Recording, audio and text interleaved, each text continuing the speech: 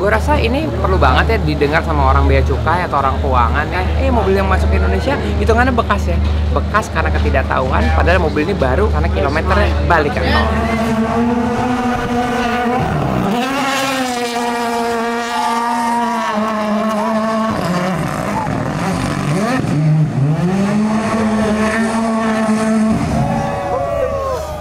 Tahun 2024 ini kebangkitan rally Indonesia gila banget karena kita baru aja kedatangan satu baby baru, which is baby satu ini Rally One.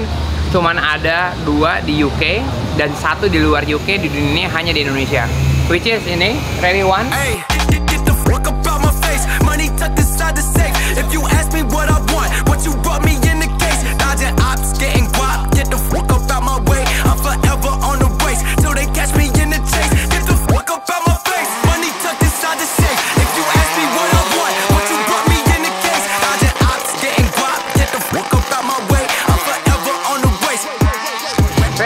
Indonesia ini adalah versi non-hybrid karena hybrid version itu lebih complicated dan juga memang tidak diperuntukkan untuk privateer atau non-pabrikan, soalnya sistemnya ribet.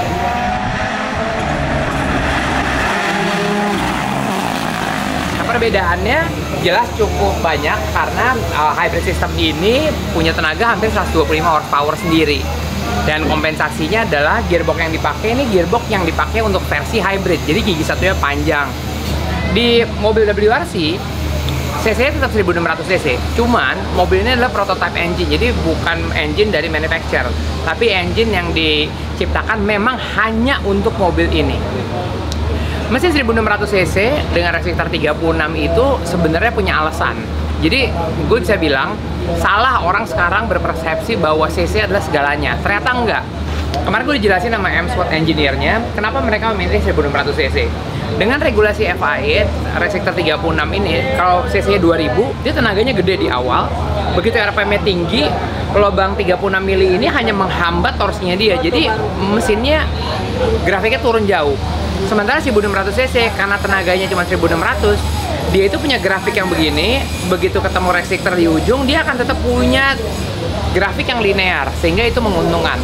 Disadvantage-nya adalah 1600 cc pasti kalah torsi sama 2000 cc. Namun karena ini WRC engine, jadi itu semua sudah ada solusinya.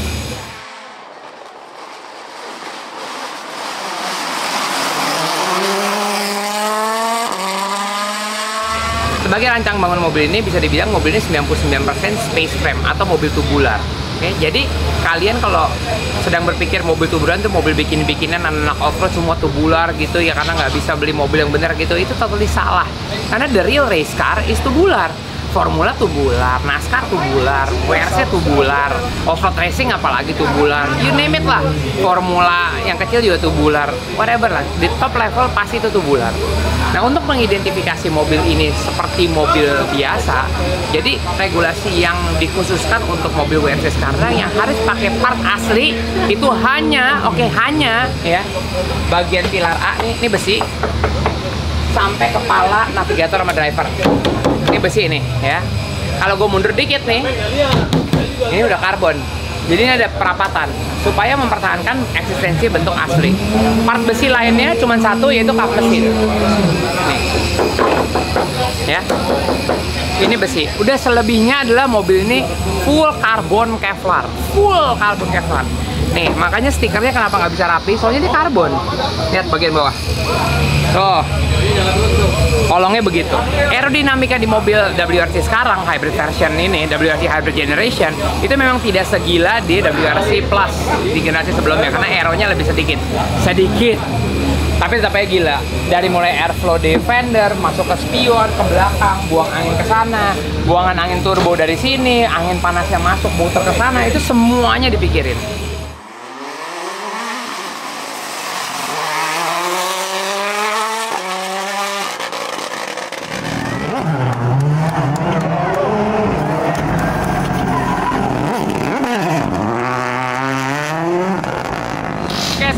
Di sebelah kiri. Nah, kalau sebelah kiri posisi setirnya itu emang semua control roomnya ada di sini. Tapi perbedaannya dengan Rally 2 dan Rally 1 adalah posisi knalpotnya tuh nggak ada di tengah mobil.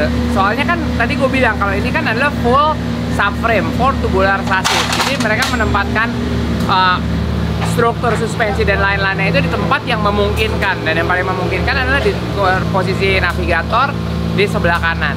Nah, bedanya kalau yang hybrid dan non hybrid sebetulnya bisa dilihat dari belakang. Lubang ini nih, lubang ini tuh ada kiri kanan. Jadi itu lubang untuk pendingin hybrid. Tapi karena hybrid yang nggak ada, itu diganti berarti hybrid dengan balas 100 kilo. Jadi kira-kira barang itu sama aja mobilnya hybrid dan non hybrid.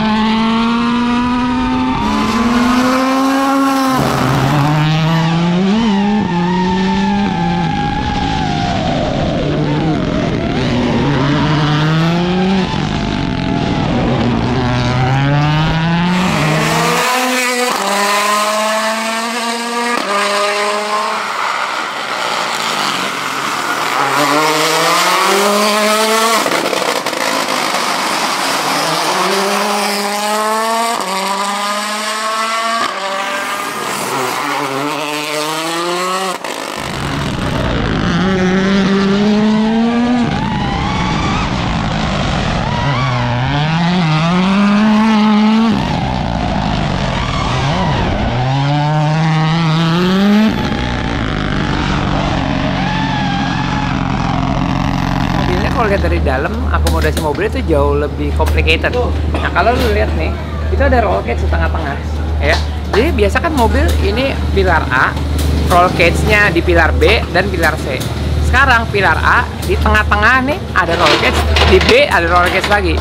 Ternyata itu regulasi yang dipakai untuk FIA buat semua mobil Rally One. Jadi kalau kalian perhatikan, cari aja mau mobil Rally One yang pernah accident gitu, yang bodinya kecopot, lihat deh. Merek A, B, C itu sama aja pas copot. Jadi dia punya satu struktur chassis yang sama untuk bodi yang berbeda-beda. Dan hal kayak begini tuh diterapin di beberapa balapan yang lain ya. Kayak NASCAR tuh mobil sebetulnya sama aja, cuma bodinya beda-beda. Cuman seperti juga balapan lainnya, kalau bodinya beda, mesin mobilnya harus ngikut dari merek bodi yang dipakai. Banyak yang menjadi perdebatan, ini Rally One mau taruh di mana? Mobil yang lain Rally 2. Oke, good. Kita perlu masalah ini, soalnya waktu EP4 datang itu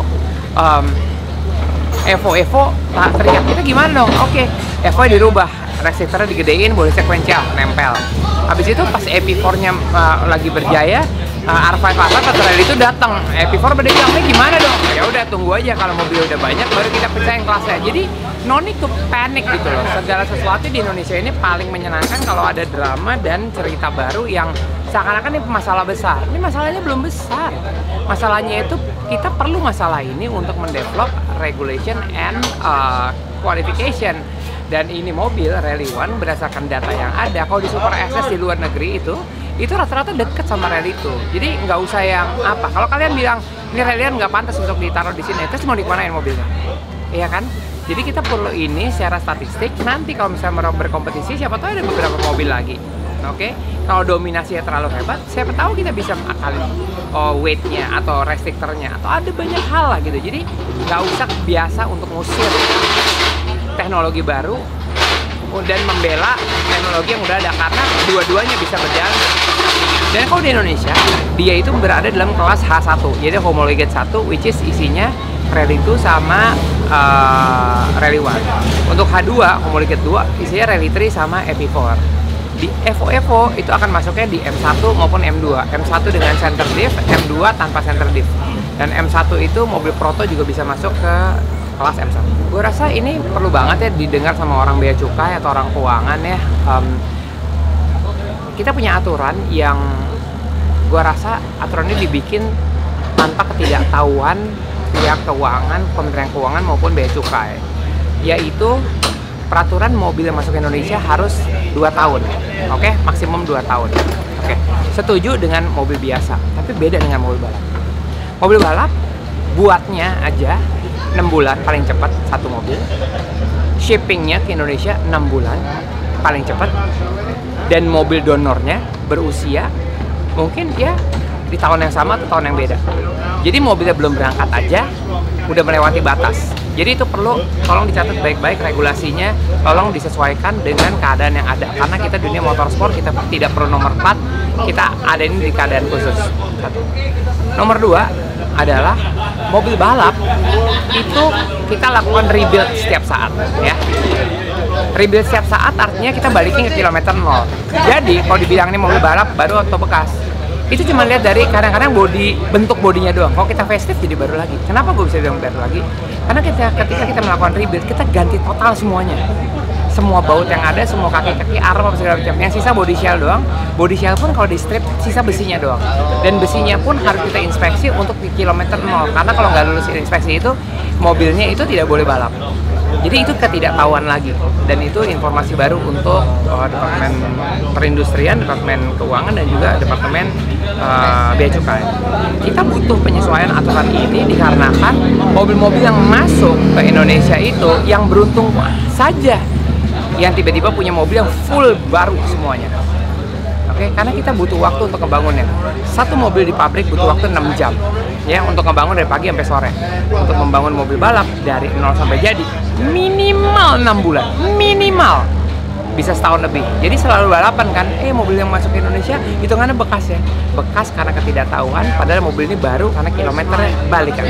Lalu setiap negara di dunia ini selalu punya aturan untuk memajukan olahraganya. Karena olahraga itu mencakup banyak aspek, yaitu kemajuan bangsa, membela bangsa dengan benderanya, kemudian mempekerjakan banyak orang dan lain-lain. Lucunya Indonesia ini karena ketidaktahuannya lagi adalah mobil balap harga 100.000, pajaknya 100.000. Padahal mobil balap, mobil aslinya, gini deh contoh konkret ya ini. Mobil ini rata-rata harganya 250.000, oke? 250.000 suruh bayar pajak dengannya 250.000. Padahal di negara lain masuknya mobil balap atau tidak balap dihitung hanya mobil base standarnya. Misalnya nih Skoda satu nih, ini kan sama aja mobil hatchback biasa yang harganya 250-300. Jadi pajaknya diambil dari mobil standarnya. Sisa perbedaan harganya ya, ini parts untuk mendukung keselamatan dan performance. Yang kedua, ingat di harga 250 itu berapa banyak labornya.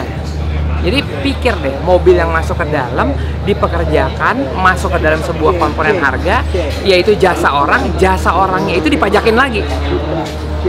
You know, buat gue itu membunuh olahraganya. Nggak hanya motorsport, tapi banyak olahraga lain yang memang butuh sesuatu yang dibangun yang sudah termasuk di komponen pajaknya adalah jasa mereka membuat kendaraan. Saya rasa yang nggak tahu adalah karena orang-orang yang berada di maksudnya instansi-instansi emang nggak main di dalam lingkungan ini, nggak tahu industrinya by the book aja gitu. Karena orang normal ini adalah mobil, ya oke. Sama saya selalu bilang, ini adalah pesawat, oke. Ini pesawat komersial apa pesawat tempur? Mobil kami ini semua pesawat tempur. Pesawat tempur membela bangsa, mobil balap juga ngebela prestasi anak bangsa. Mobil balap itu ibaratnya pesawat tempur untuk kita. Pesawat tempur masuk Indonesia kenapa aja apa enggak? Kenapa mobil balap yang mempekerjakan banyak orang justru dipersulit?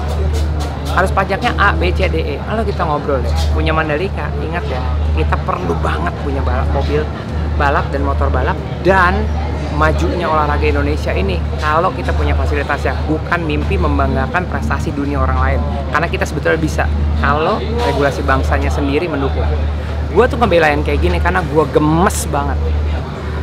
Banyak oknum di masa lalu yang manfaatin regulasi, mohon minta tolong ini mobil balap, padahal pura-pura mobil balap, begitu datang mobil balap yang dipretelin. Kita di generasi sekarang kita punya akses informasi. Untuk teman-teman Bea Cukai, Keuangan, Perdagangan, ayo kita belajar sama-sama gimana ngebedain mobil biasa sama mobil balap. Ya, kemahalan di mobil balap itu pure karena kita mau selamat di kecepatan. Kita membela bangsa dengan kecepatan yang sama dengan kecepatan orang-orang lain. Jadi tolong banget regulasi ini kita bela untuk generasi yang sekarang dan menghapuskan dosa di masa lalu. Jadi tolong banget jangan dimanfaatin kalau regulasi ini sampai sudah bisa diterima oleh instansi yang berwenang. Oke? Janji ya. Real life cinema, kill 'em all, get 'em all, get 'em all back then, did 'em all, minimize, when am I gonna be recognized, if not now then, get 'em all, get 'em all, get a fly, rude boys to the fly, get 'em all back then, get 'em all, minimize, minimal.